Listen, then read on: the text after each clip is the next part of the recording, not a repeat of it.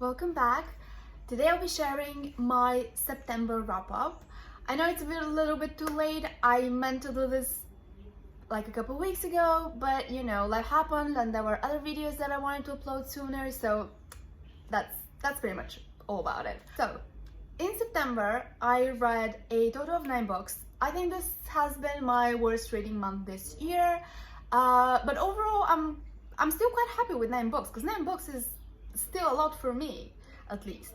So anyway, 9 books. 3 of them were young adult fantasy, 1 was a historical romance, and the other 5 were all mysteries, and all of them were Agatha Christie mysteries. I'm on my way to finishing pretty much all of Agatha Christie's bibliography. I already finished the Miss Marple series last month, and I think that from the Hercule Poirot series I have 1 book left. It's the last one, and I'm really scared to read it because I don't want this series to end ever, but we'll see. And so I'll start with the young adult fantasy books. 2 of them I really enjoyed, and 1 of them I DNFed. So let's start with the DNF one, because I want to like share the ones I didn't like and go towards the ones that I did like. So the ones that I DNF'd is Crave, and I really don't know what to say about this novel. I listened to it on audio, and I listened to about 60% before I DNF'd it.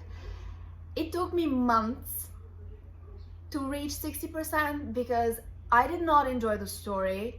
I didn't like any of the characters, and I just absolutely failed to see what was the point of that story.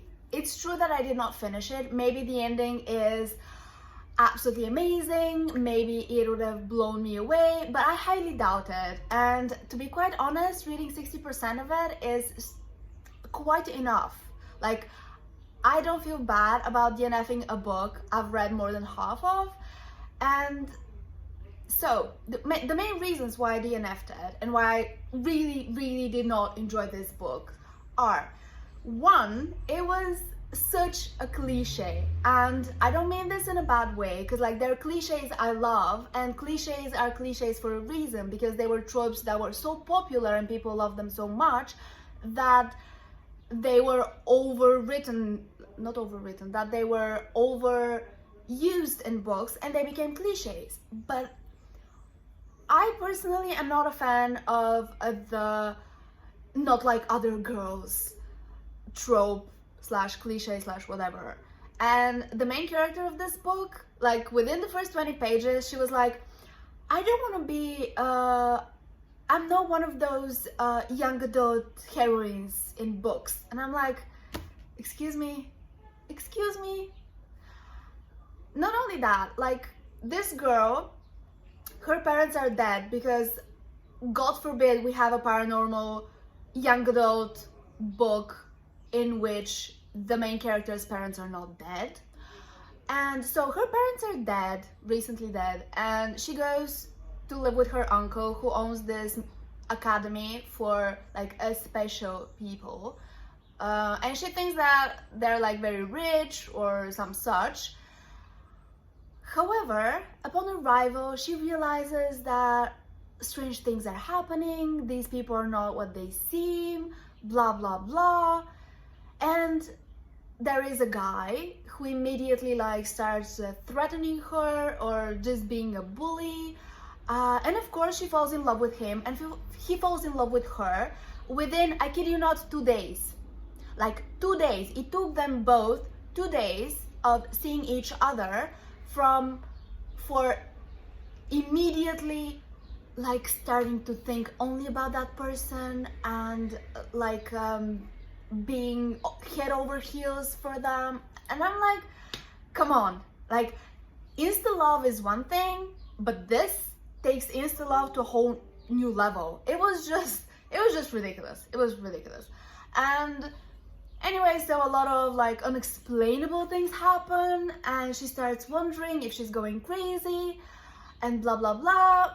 obviously we know that there are going to be vampires and there are going to be like werewolves and stuff like that. This is not a spoiler. I mean, it's a vampire book, so you know.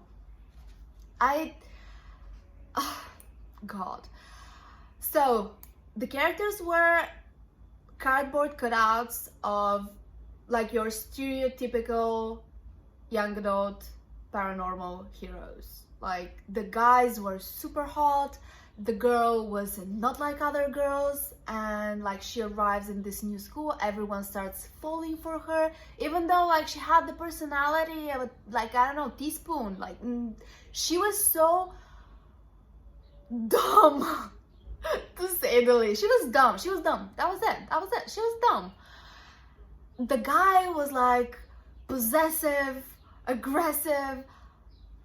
Oh, it's 2020. I mean, I thought we had outgrown these kind of macho possessive heroes in teenage books, because I mean they just give teenage girls and boys the wrong idea of what a good relationship should look like, I think. Anyway, I don't want to like go and talk about this book for 10 minutes. It's just I didn't enjoy it at all. I'm not gonna continue on with the series. If you enjoyed it, good for you. I apologize for thrashing on a book that some people liked. I don't think that a lot of people enjoyed it based on the Goodreads rating.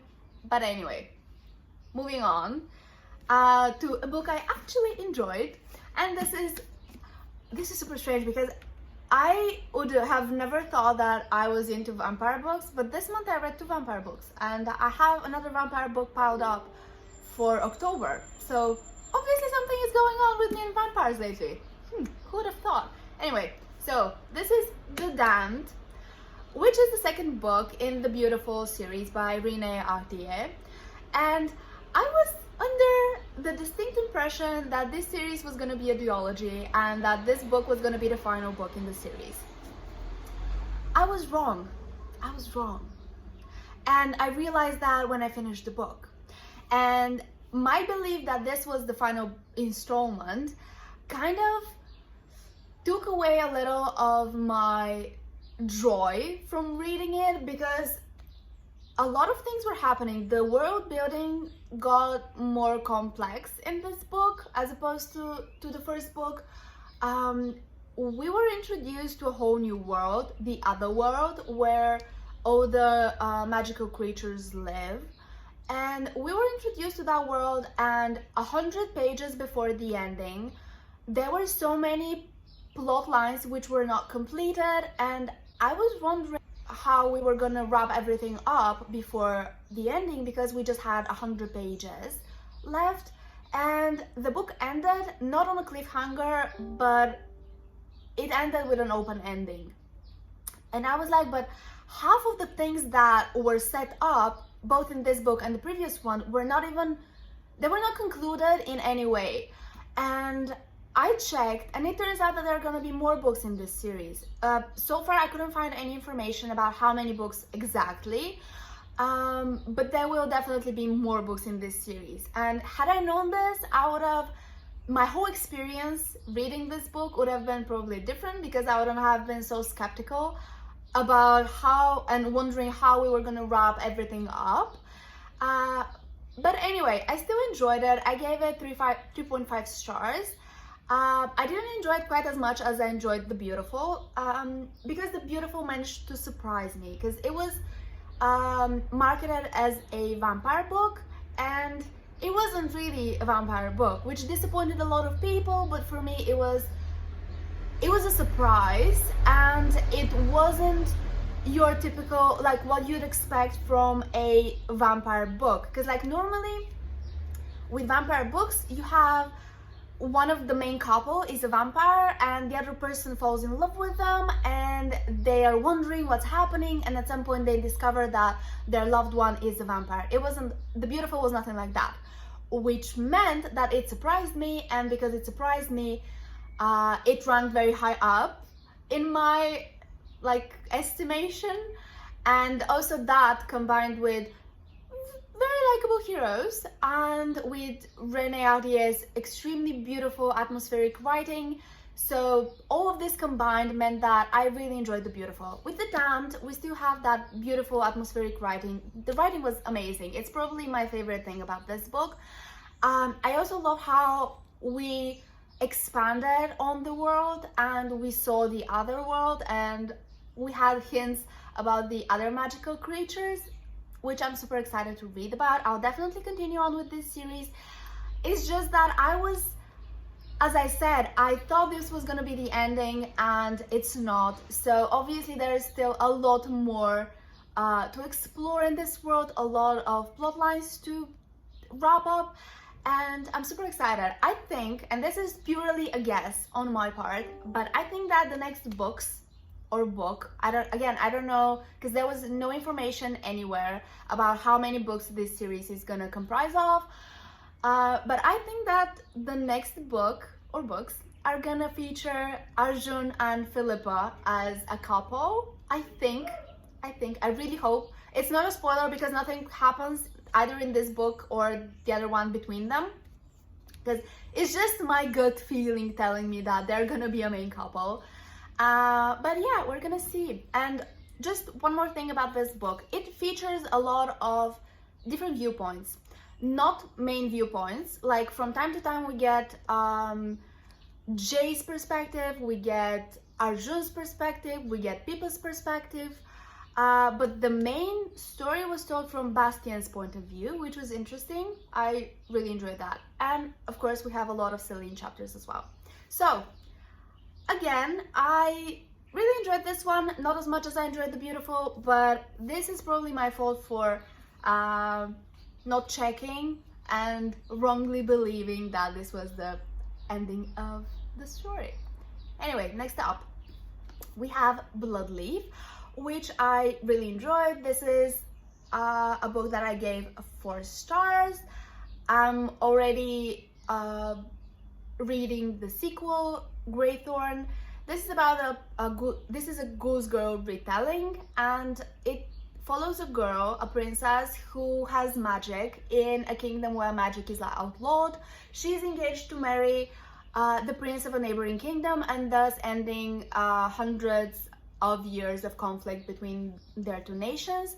However, on her way to that kingdom, her uncle sends his own daughter in her place, and she has to go to that neighboring kingdom and either try to win her rightful place back or do something to help her own people. She's not very keen on marrying the prince of the neighboring kingdom, so she focuses on working toward ending the conflict that she believes her uncle is trying to cause between their 2 nations.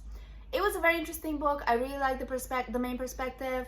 The main perspective is the girl, the Princess Aurelia. I really enjoyed the love interest as well. There's a little bit of mystery regarding the love interest, which was, in my opinion, a bit obvious, but whatever. The ending, however, managed to surprise me. Some things were revealed that I did not expect. So overall, even though this is like a typical young adult fantasy story retelling, it still managed to surprise me in a few places, and I really appreciate that. Overall, it was a very good time. There wasn't anything like triggering in my opinion, or worthy of like a trigger warning. Overall, I enjoyed that. I highly recommend it if you're looking for a good book to just jump into and enjoy. So next up, the historical romance I've read is called Accidentally Compromising the Duke. I gave this one 3 stars. I enjoyed it very much. The beginning was quite interesting, and then once the main characters kind of announced their feelings for each other, I kind of lost interest, which is why I gave it 3 stars instead of like a higher rating. But still, I enjoyed it very much. It was well written and the characters were really nice, and the premise was quite unique because it follows a girl. She's decided that she doesn't want to marry the guy that her parents have promised her to, so she wants to compromise another guy who she thinks is her friend, and she thinks that this other guy is much more suitable to her and that she's gonna have a much better life with that guy, even though he's not titled, he's not as rich, which is why her parents refuse to let him marry her. And so she tries to compromise him, basically put herself in a position where her parents are gonna be threatened by scandal if they refuse to let her marry that guy. So at the party, she goes to this guy's room and plans with her best friend to have everyone discover them there together.